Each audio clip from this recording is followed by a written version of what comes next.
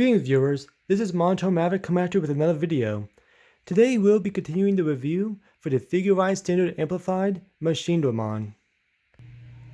In this video, we'll be reviewing each of its individual parts that make up Machinedramon. And now, without further ado, let's get started. Let's start by reviewing the chest piece, so the upper body of Machinedramon. And just looking at this, I was honestly, by first glance, is kind of bulky, but I can tell this is going to be a big kit. So this is going, I think this will just fit in just fine. But if you look very closely, you do see some nice details, some screws here. Not real screws, obviously, but just some nice detail altogether. I will say there's some other I would say not images, but like some markings here. And that's just due to the way how the plastic was molded or manufactured. So that's a little bit of a bummer. I think this would look a lot better if it's just paint over it with a nice silver color, or maybe as dark as gunmetal. But that's just a personal preference. But other than that, I do like the detail and in the back, and even like these spots for the arms too. So definitely do like that. This piece though, I'm kind of hoping that it will move a little bit more. So I think a Machinedramon will just have like a permanent hump or arch, but we will see about that. But I do like the fact that there's a red and blue wire, so to speak, that does make it stand out. It actually fits well with the colors that's always presented. And the only thing about this that's, I guess you could say, articulated is the chest piece, really. And actually that opens pretty like sturdily. There's some tension there, so I kind of like that. But this is for its Giga Destroyer, one of his attacks. Basically, it fires organic missiles from the hatch that's on the part of his chest, so right here. But I think it would look a lot better if these two are maybe colored a little bit different, so that way they can stand out. But it does close pretty securely. But yeah, not much. These can not move too well, only because the arms are not attached, but soon. But that's it for the upper body. Next is the head, and I will admit I really do like the way how the head turns out. It really has that kind of like a scary machine cyborg look. It really makes it stand out. And it just looks, it has that nice menacing look to it, and it's just everything around it just really gives that mechanical feel. Hence, a machine type Digimon. But other than that, though, the neck is very interesting. So as you saw in my unboxing video, this kit came with a set of wires. So one of the wires is actually used for the neck, and it does move up and down. But if you just see the way how this motions up and down, is very interesting. I don't hate it. It's very different compared to other, I guess, neck joints from previous kits I built, so very different. But aside from the neck, the mouth can also move, and it can only move ever so slightly. And if you look inside, there is, let me see, okay. I don't know if that is used for a weapon. From what I've looked online, that little piece there in the middle, there's nothing about that being a weapon, so I think that's just a part. But for those of you who are Digimon fans, please do correct me on the comments below. But aside from that, I also do like the red translucent pieces, one on each side, and it's kind of hard to tell, but there's actually a red translucent piece for the eye as well. But in addition to that, the head has some nice detail to it. The one thing about this kit are the colors, because you can definitely see the num marks very easily. And that's not just where I cut it, that's also I try to smooth it out too, but unfortunately that mark is still there. So that's not part of the mold, that's just where the this mouthpiece was attached to the plastic runner. But other than that is the head of Machinedramon. Next is the left arm of Machinedramon, and I would say personally this is my favorite arm, and I will review the other one in a minute.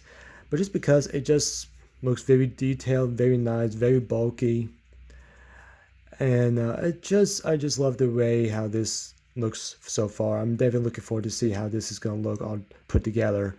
But it just looks so nice in detail. I was just astounded the way how this is all put together. And even the red translucent pieces make it stand out too. The one on top here, the one in the bicep or upper arm, and the ones on the sides here for the hand. But yes, and I think I did do some paint lining in the hand for sure. And I think some on top as well. But yeah, there's some detail here, and I just like the way how this looks. But for articulation, there is some here that I can show. The fingers here, they can all individually move. I do want to add that in the instructions, it tells you to cut off because this is actually, the fingers here are actually one piece in the plastic runner. So the directions tell you to cut in between each finger so they can individually move. The thing is, when I put this on, I didn't cut it immediately. But even I didn't cut it, it was still had a good range of motion nonetheless. So, but I think cutting it does make it better, obviously. But aside from that, the forearm can rotate 360 degrees. You have a nice elbow bend here, all the way, very close, but nonetheless a very good bend. The arm can move around 360 degrees, and this is where it's going to be attached to the torso. So this is where this range of motion will be. So somewhat limited, but we see how it is all put together. And that's it for the left arm. Now as for the right arm, of course, obviously a little bit different, definitely different forearm. But aside from that, the upper arm is exactly the same as the left arm. But this one is just, I kind of like the asymmetry in this. Of course, two different arms technically, two different hands. It definitely makes it stand out to me personally. Normally, I do like symmetry, but in this case, I just make it better, I would say. But aside from that, this one is actually one of his main weapons. And by looking up, this is also known as one of the attacks that Machinedramon has. It's called Dragon Fire, where it drills its right arm into his opponent. And this can rotate just like the left arm, like so. And another attack is called the Infinite Hand. It launches a blast of energy from his hand, and by doing so, it just opens this up, and the blast comes from here.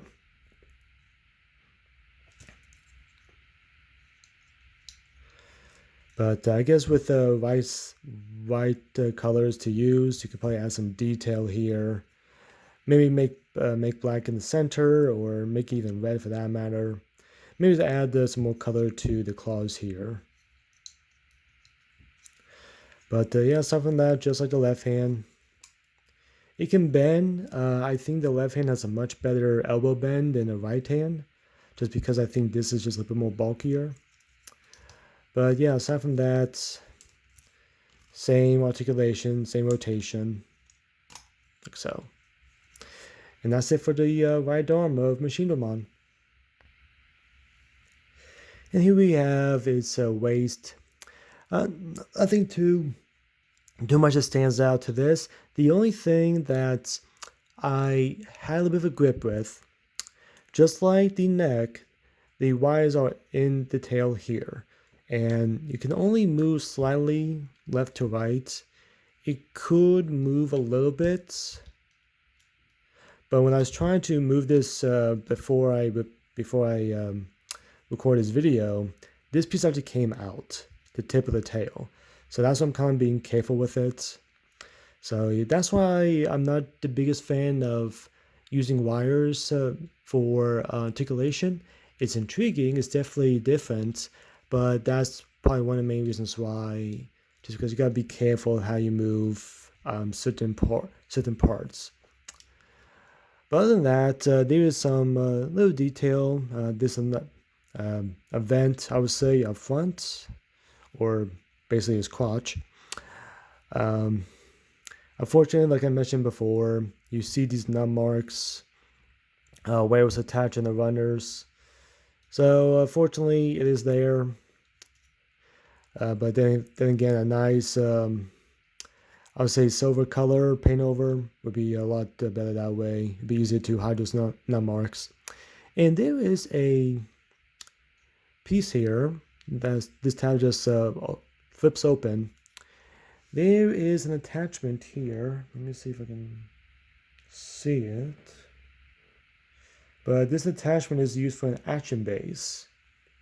So there may be possibility to use this kit in some area poses, either area poses or maybe just for balance, because this kit might be top heavy. We shall see. But that's about it for the waist. Next are the legs, and unlike the arms, the legs are symmetrical, so this is just like the left leg.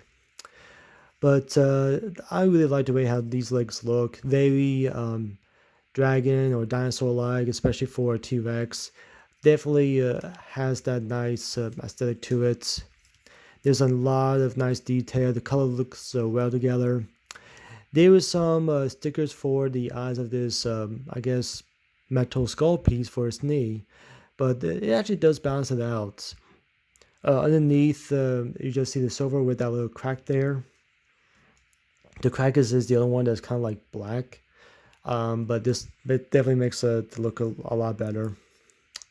But there's a lot of nice detail in the legs. This kit is really, like there's just so much detail in here. I used so much, I did use some paint lining. Especially in the thigh, I used some paint lining, and this little, I guess, flathead screw port here. So this definitely looks pretty interesting. But yeah, this is really nice. Really like the way how this looks. But for articulation, there's a nice little knee bend right there. And one thing I do want to show is this is the knee. This is the bottom piece of the skull. This is the top piece. It's like it's the skull is chopping on the knee. Very interesting on that. But other than that, really nice knee bend. The leg can go 360 degrees. I don't think it's really necessary, but it can. Here's that hip joint, or really that connection piece for that. The ankle can move just left and right. I think just this piece for the ankle is just in the way, so it can't really do much than that. The feet can't go out too much, but it can go in for a nice ankle bend. So definitely can do some poses with that. And the toes are individually movable. They are somewhat limited. They can still move, but it's mostly used for balance. Again, there we go. Not better.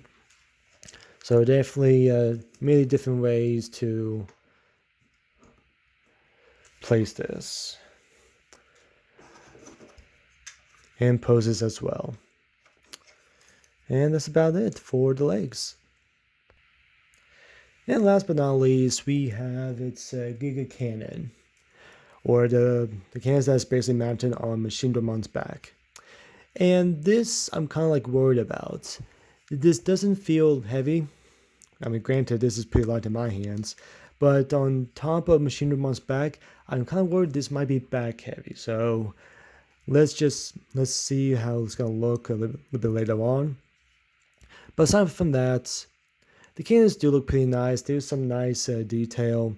I decided inside here, there's some lines here. I decided to do some panel lining in here and a little bit around here as well. I guess it does make it stand out just a little bit. But other than that, not too bad. Not too bad. And these two spots here, of course, are where they were placed in the runners. So, yeah, non-marks, you're not going to like them. So that's unfortunate. And these cannons do move around. So, can go 360. And there is some nice range of motion. So kind of see how this is going to look while posed the figure. But yeah, other than that, I really do like the red here. And even that red translucent piece inside here. Makes it stand out a little bit more than just like gunmetal color and silver color. But yeah, pretty nice. Pretty nice. And that's it for the Giga Cannon. Thank you all for watching. I really do enjoy building this kit, and I do enjoy reviewing it too. I heard so much about this kit, like I said before in the last video, and I am just so excited to see how this is going to look all put together. And definitely is the biggest figurized standard amplified Digimon figure that at least I know of. I know there are other ones out there. I think there's an Alphamon, there is a Omegamon or Omnimon. But I think this one topples both of them. I'm pretty sure. But for those of you who has built those kits, please comment down below and let me know. But yes, looking forward to the next video that will be coming out shortly. Until then, be sure to like, share, subscribe, hit that notification bell. Definitely more videos to come. I have 2 links on the, below. One is my Instagram. I do post these pictures so everyone is aware of what I'll be building and what I'll be reviewing. So please follow me there. I also have a Reddit account too where I just talk about and certain blogs about certain kits, whether it be Digimon, Zoids, Gunpla. So if you're into that, please follow me there as well. There are 2 videos here. One over here is one that I posted recently, so that'll be the unboxing of Machinedramon, and another one that YouTube pick. So I hope you enjoy that, and again, thank you all for watching, and until next time, keep on building.